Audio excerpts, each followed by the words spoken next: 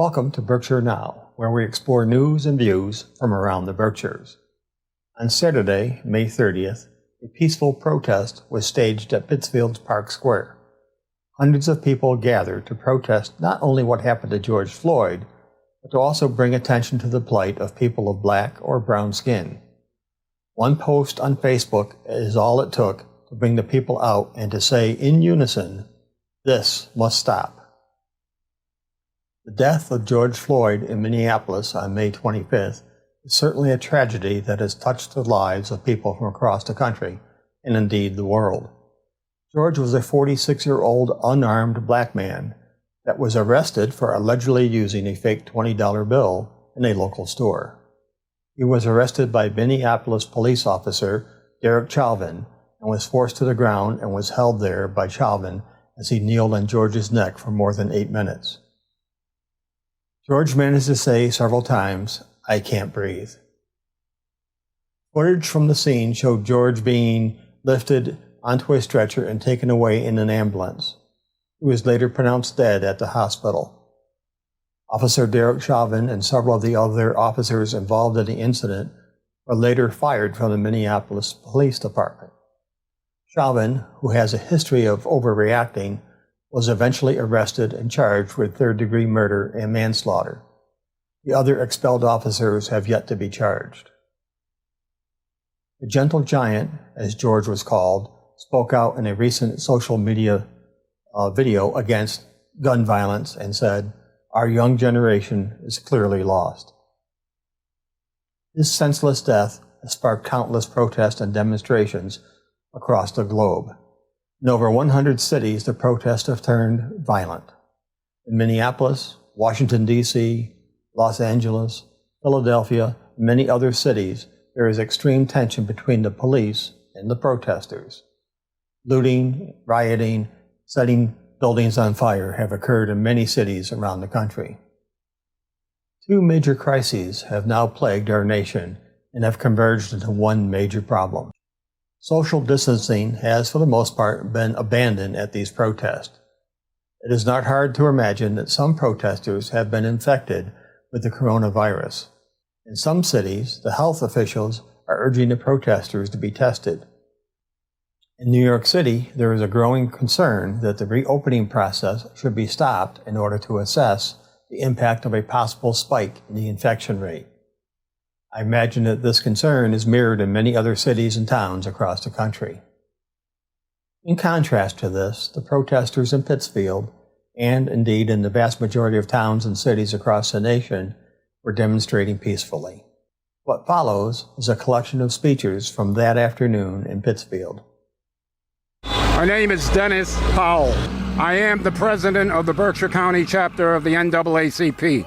And we're out here today in coalition with people from around the world who are tired, dead tired of what has been going on in the world, not just our communities, in the world. We're tired of justice creating murder. We're tired of people who are supposed to be protecting us getting away with murder. It's nothing less than murder. I just found out today that the feds are not charging the police officer in New York who strangled that young man to death. So we've got to change. America is burning in more ways than one, and we need to stop it. It's not just fire. We need to get back to our humanity. So we're out here in solidarity to all the people around the country who have said and are saying enough is enough. It's time to stop this. It's time to stop it. The pain is too deep. No one should have to walk out of their house every single day and not know whether they're going to walk back into your house. You don't know what walking around in this is. You don't know what this means. Those of us that wear this skin, we go through this time in and time out, day in and day out. Our kids leave their home. We have no idea whether they're going to return. For stupid stuff. It's got to stop. That's not justice.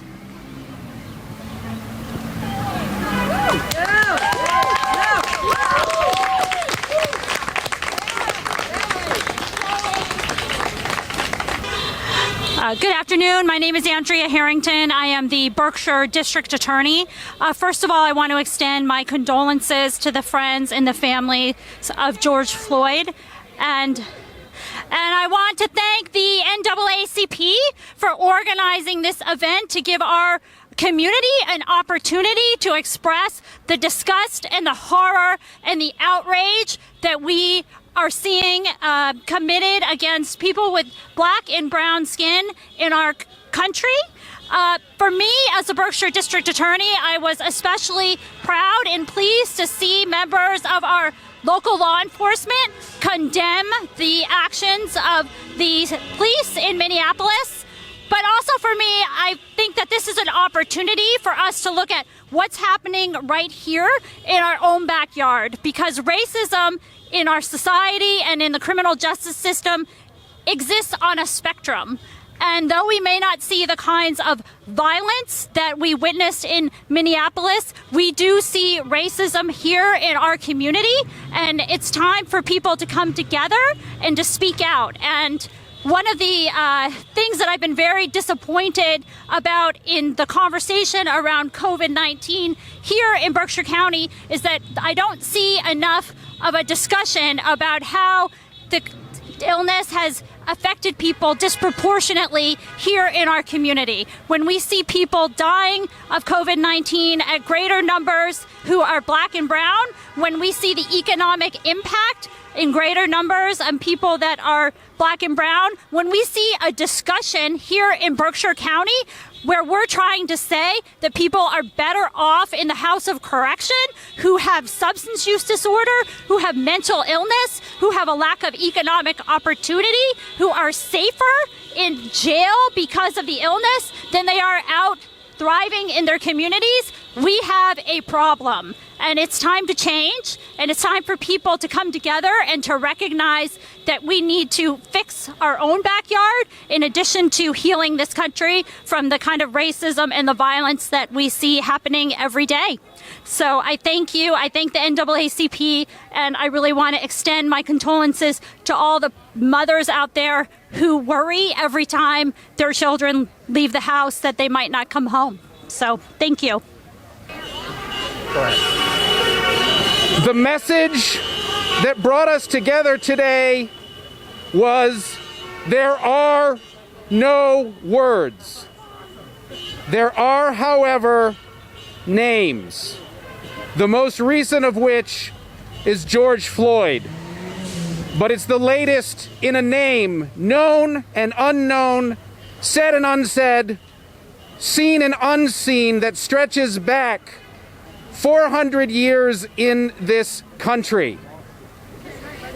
It's an unbroken line of pain and blood and fear and violence enacted on black and brown people, black and brown bodies. And it has to change, and it has to end. It's a legacy of violence, physical, economic, verbal, educational, the violence of bias that is implicit and explicit, and the violence of apathy, of those who stand by and don't speak, who let people of color stand on the line and put their bodies at risk for a fight that belongs to all of us. And that must change, and that will change, and it's work that we all will do together.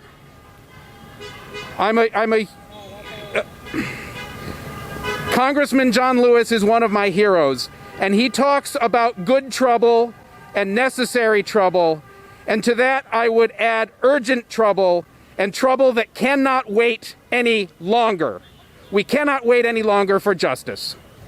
Thank you, Tom. Thank you. Mayor, please. And now our mayor of Pittsfield, Honorable Linda Tyre, please. afternoon, and thank you for coming out and standing in solidarity with George, Ahmed, and Brianna.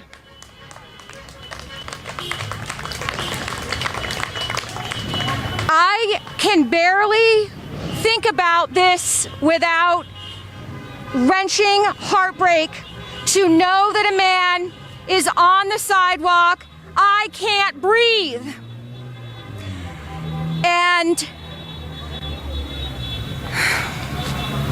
it is so impossible for me to believe that in our times we continue to experience this violent, tragic, horrible, unspeakable violence towards black and brown people.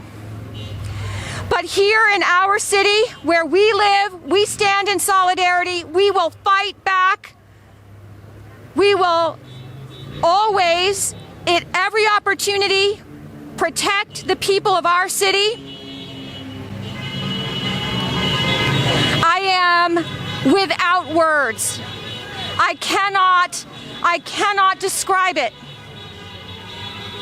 So all I can do is come and be here with you. I just want to be here with all of you.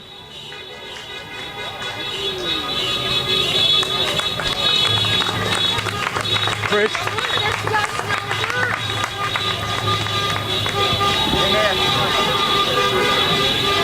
So I'm Tricia Farley-Bouvier.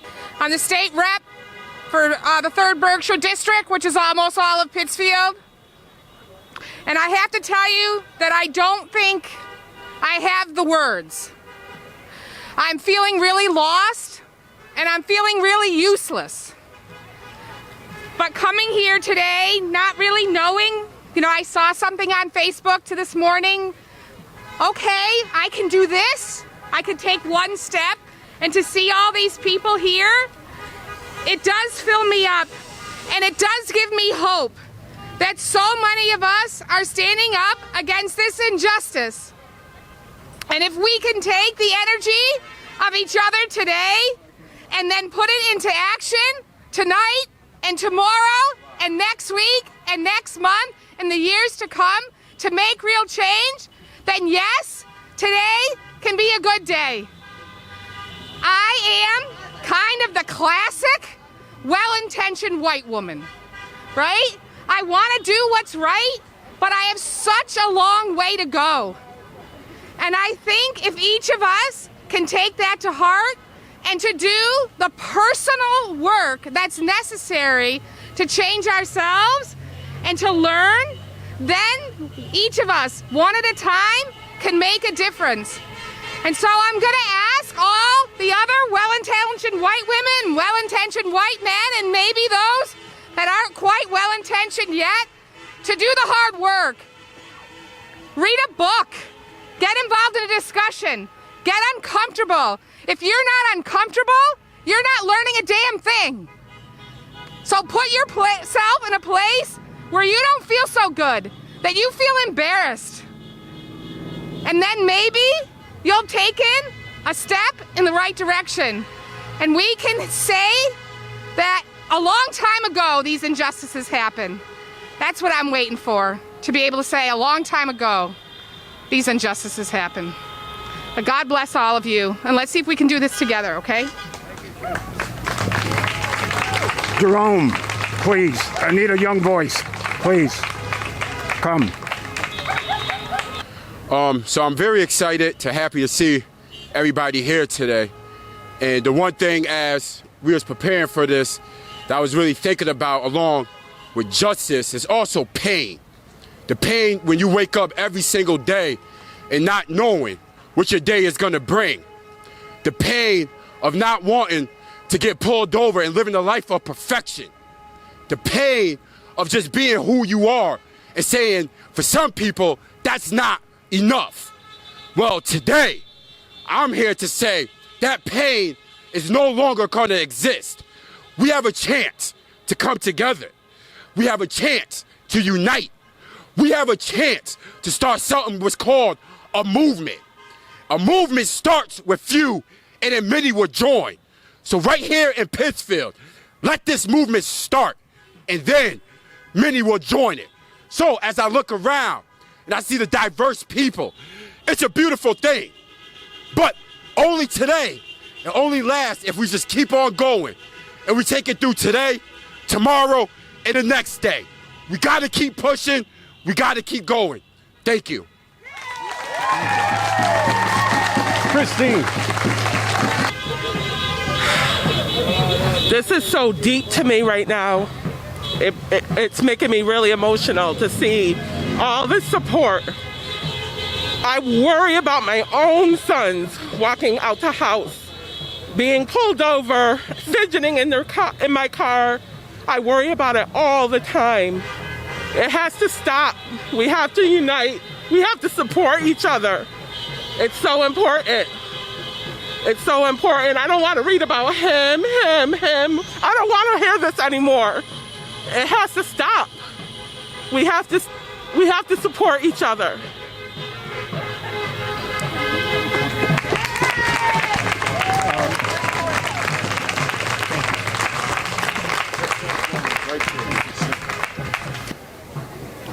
I am humbled and honored to have a moment to speak at this gathering. We arrived at 2:45 and there was no one here, and within 30 minutes, this is an amazing collection of people everywhere who have been moved to come here today to end police brutality, to end institutionalized racism, to end selective policing of public spaces, to end racism. My son is 12 years old. I asked him to come here. He doesn't want to come up, but I asked him if he would make a sign. Michael, would you hold up your sign, please? 12-year-old children in this country know and care and love their brothers and sisters and are committed to working together, one step at a time, for justice and peace. Thank you. Thank you. I recently moved here to Pittsfield, and it's a great community. I'm really grateful that everybody came out today. There was one guy here yesterday, I don't know where he's at. He was here by himself, and 4 of us joined him. And we shared it into the Pittsfield page. We're glad that you guys came to support us. We do not tolerate police brutality. We are tired. We are done. I work for DoorDash. It's my side job. While I was doing DoorDash, a man pulled out a shotgun on me. This is real. We need to get it together as a community. Black lives matter. We matter. Thank you.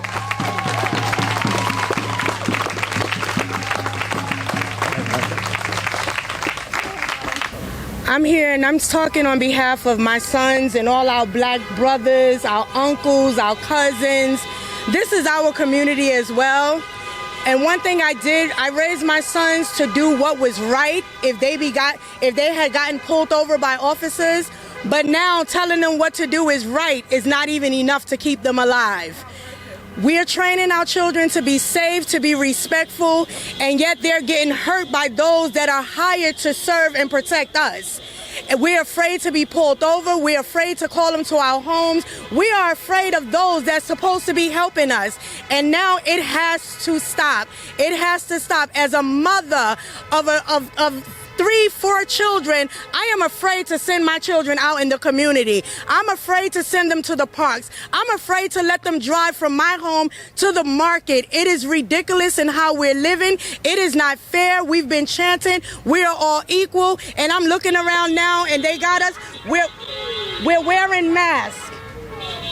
They have us now wearing a mask because we're afraid. But what I'm going to say is today is the time I'm taking the muzzle off of my mouth, and it's time to say enough is enough. Enough is enough. They're doing it while we're muzzled. They're doing it while we yet don't have a voice. But today, we are being cautious. We're staying out 6 feet, but my mask is coming off to say I have a voice. There is something that needs to be said, and it is going to be said in the time where we should not be speaking at all. That's all I have to say.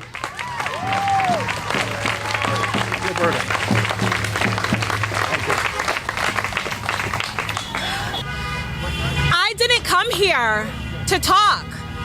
I came here to stand among everyone. I am the mother of 3 black children. 2 of them are teenagers. I remember when Trayvon Martin was killed, and my kids were here and we were protesting. And my heart has been heavy because we consistently come back to this place. We come back to this place. We come back to this place again and again and again. This week I had a pit in my stomach. I was physically sick. I was angry. I had so much energy and I had so much rage inside of me because it keeps on happening. And, you know, people say, how can this stop? When will this stop? And here's what I will say to the allies out there. It is good that you are here. But like Jerome said, don't let today be the last day that you are here. Let your ally, let the work that you're doing as an ally continue on your job, in your private spaces, when people are talking and they say things that are uncomfortable and you remain silent. Your silence equals complicity. Do not be silent. Use your voice. Use your voice. You know, it is not for black people to carry this burden. It is not our burden. We don't wake up and say, I am going to go outside and be black today. We want to live, okay? But it is because others have a problem. So I will say to you allies, work, do that hard work. It's not easy and it's uncomfortable. But that's what this means. It means being uncomfortable because I don't want to be here again. But the sad truth is, I know we're going to have another hashtag. I know we're going to have another experience where we're going to come again and we're going to cry and we're going to shout and we're going to protest and we're going to wonder, how can we change this? It starts by using your voice. It starts by being uncomfortable. It starts by don't letting anything slip. I am tired. I'm just tired. And, you know, I can't even imagine the people who are actually experiencing pain of a lost loved one. I worry about my kids, you know, and the whole thing is that I don't want to have to teach them just do this right and be perfect. Their job is not to be perfect. Their job is to be just like everyone else.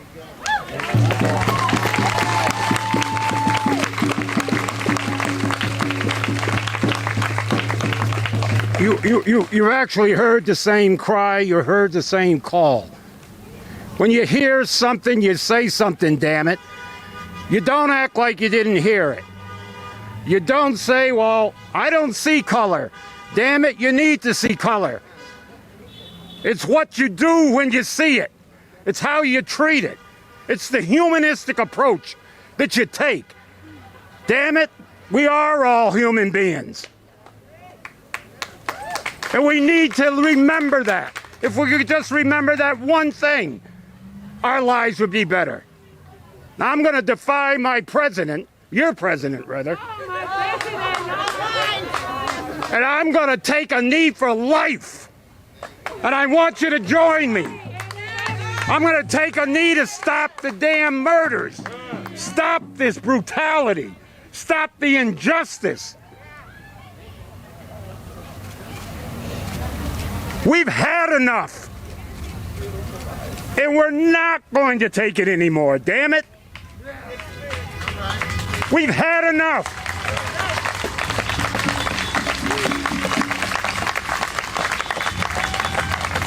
Understand that the pain is real. You don't make up pain, damn it. Systems create pain. And I'm tired of this system that we live in that continues to bring so much pain. Yep. I'm tired of turning the other cheek. I'm tired of laying down. I'm tired of doing every damn thing that I was taught that was right to become an adult and still not be there. People don't understand when I said I went to Africa in August. It was the first time I was ever accepted in my 74 years of life. That's sad. That is sad. I've contributed much to my community. And I'm still not accepted. My children and grandchildren are still not accepted.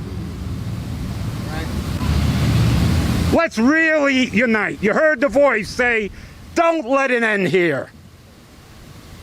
Don't just say, well, I did my good deed today. I came to the park. Mean something. Say something. Take that bold risk. Get out of the damn box.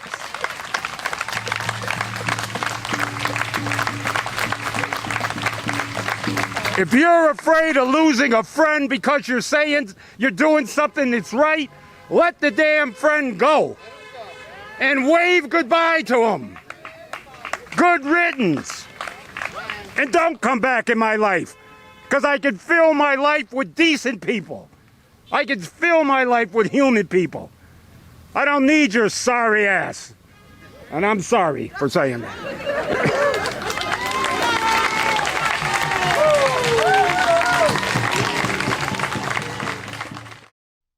Until next time, folks, stay safe and stay strong.